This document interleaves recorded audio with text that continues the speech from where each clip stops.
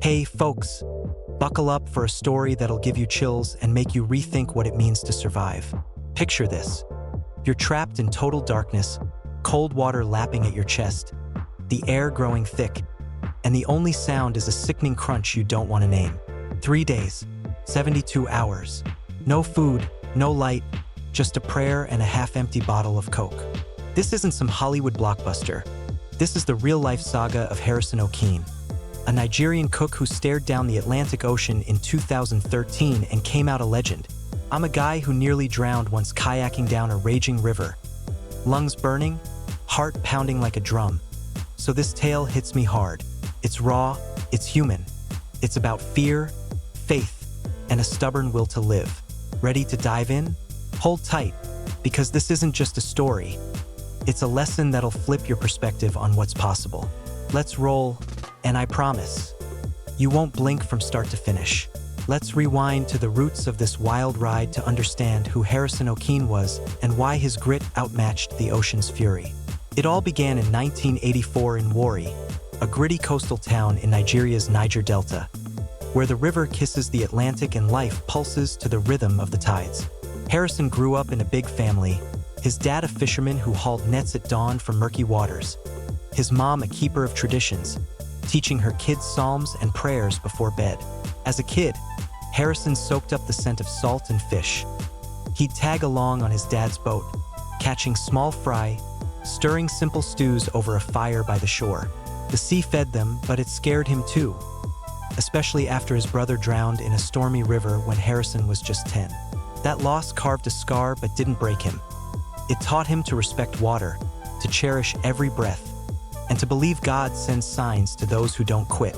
By his 20s, he was cooking on local boats, blending spices with the sea breeze. At 25, he landed a steady gig on oil tugboats, whipping up meals for roughneck crews, cracking jokes over coffee, and dreaming of a family. He married Akpo, a sweet girl from Warri, who became his anchor in a stormy world. 5 years on the waves flew by. Harrison cooked jollof rice with a kick, adding spice to the daily grind, never suspecting the ocean was plotting a test that would change everything. Now, let's jump to that fateful day, May 26, 2013, when dawn turned into a nightmare. Harrison was the head cook on the Jaskin 4, a 250-foot tugboat hauling an oil platform through the Atlantic, about 20 miles off Nigeria's coast. The 12-man crew, tough guys used to rough seas and long shifts, wasn't fazed by the choppy night. Winds howled, waves slammed the hull, but no one saw disaster coming. Around 4:30 a.m., Harrison woke to an odd noise and stepped into a tiny shower stall, just 4 feet by 4 feet, to rinse off the day's salt and sweat. He was under the spray when a deafening crack shook the ship. A rogue wave, a freak monster as tall as a 3-story building, crashed over the deck. The tug tilted, metal groaned, and in minutes, it flipped upside down. Water flooded everywhere. Cabins, corridors, lungs. 11 crew members drowned in seconds, their bodies swept away by the storm's chaos, their shouts swallowed by the ocean's roar. Harrison, in nothing but his underwear, lunged for an emergency hatch, but the water slammed him back. He swam through flooded corridors, grabbing pipes, instinct guiding him through the pitch black. Then, a miracle. He surfaced in an upturned compartment where an air pocket, barely the size of a bathtub, a single cubic yard, had formed, a tiny bubble of life 100 feet below the surface. The ship settled on its side, 3 atmospheres of pressure crushing his chest, the water chilling to 60 degrees Fahrenheit, cold seeping into his bones. Harrison realized this was both a trap and a lifeline. He could have died from dehydration, suffocation, or hypothermia. He stood waist-deep in freezing water, shivering as the cold stole his strength drop by drop. To stay afloat, he got creative like a real-life MacGyver. He tore apart a mattress, gathered planks and ropes, and built a small raft to keep his head and torso above water, cutting heat loss by 1/3 per NOAA's calculations. It was a brilliant move. Without it, hypothermia would have killed him in a day. But the threats kept coming. Predatory fish, drawn by the scent of his dead crewmates, slipped into the wreck. Sharks and barracudas circled, their scales whispering in the water, the crunch of bones echoing in the dark. Harrison heard them tearing at his friends' bodies, which knocked against the walls in the current, and prayed they wouldn't find his hideout. "Lord, if this is the end, give me a sign," he whispered, reciting childhood psalms over and over. His only supply, a bottle of Coca-Cola, grabbed in the chaos. He sipped half, staving off thirst, but the soda's fizz in that cramped space worsened his nausea, and CO2 built up, poisoning the air. His head spun, hallucinations crept in, but he clung to his raft, pulling himself up on pipes to avoid slipping under, thinking of Akpo and the kids they hadn't yet had.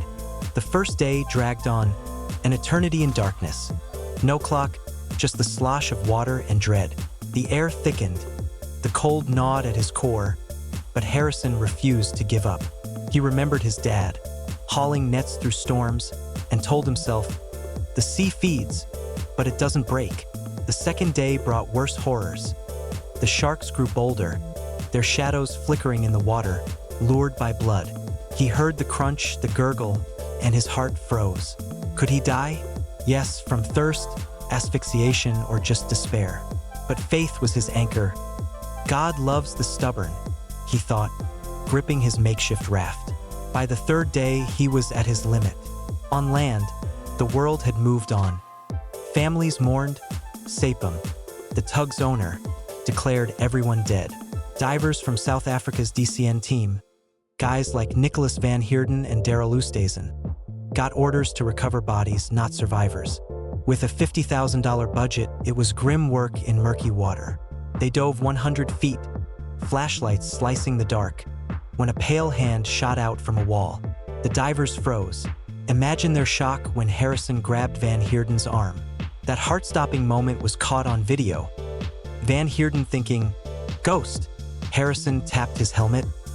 "I'm alive." They fitted him with a mask, hooked up oxygen, and hauled him into a decompression bell. 2.5 days in a chamber followed. Any less, and nitrogen in his blood would have burst like a shaken soda can.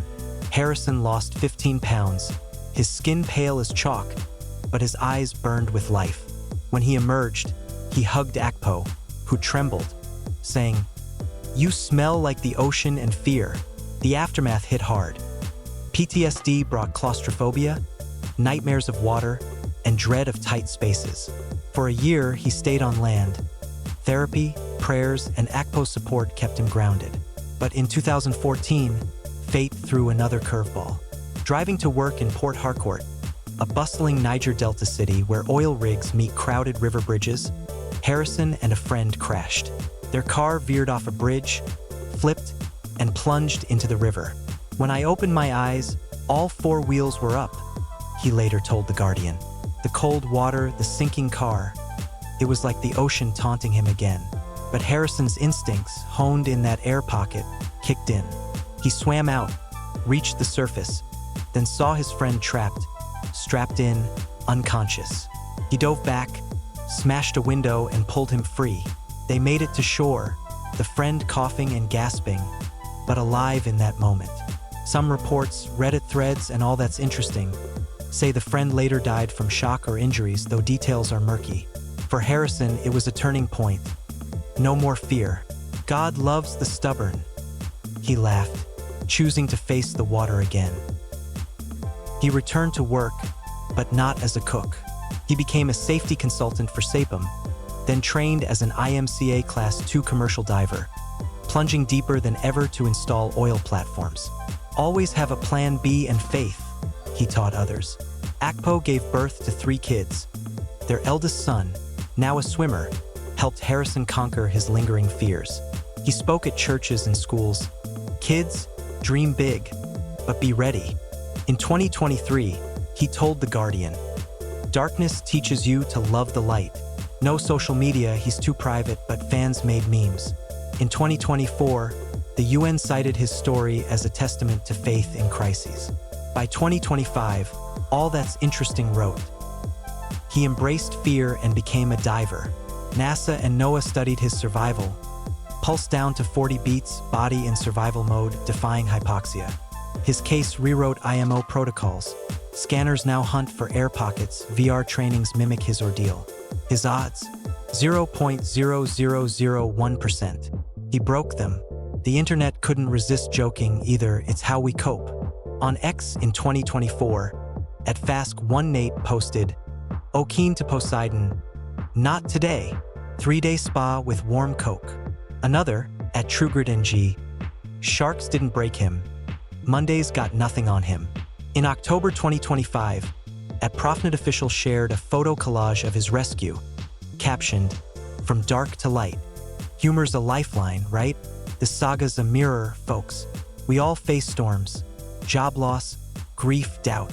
Harrison's air pocket? It's that spark of grit, faith, and stubbornness inside you. After this, I breathe deeper. Savor every moment my lungs are full and my heart's beating. What about you? What keeps you afloat when life's waves crash?